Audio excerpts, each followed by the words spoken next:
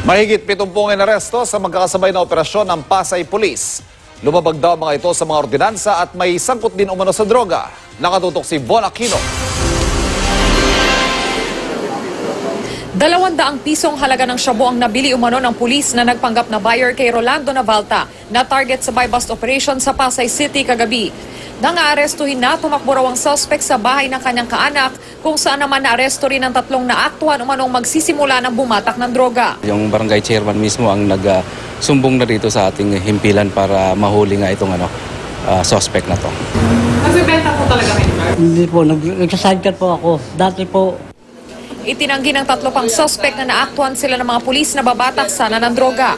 2 sachet ng suspected shabu ang nakuha sa mga suspect. Kabilang sila sa mahigit 70 inaresto sa magkakasabay na operasyon ng Pasay Police. 56 dito ang lumabag umano sa ordinansa. 2 ang inaresto may warrant of arrest at 16 ang hinuli dahil sa droga. Tulad ni na Philip Susana at Willie De Leon na nakunan umano ng suspected shabu.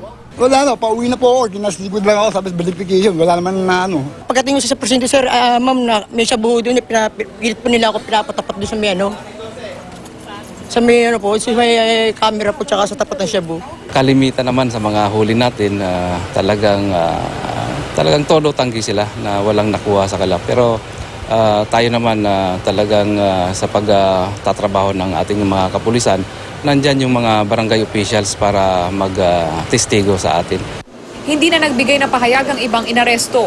At dahil puno na ang kulungan ng Pasay Police Station, sa mga community precinct muna ikinulong ang mga lumabag sa ordinansa. Von Aquino, Nakatutok, 24 Oras.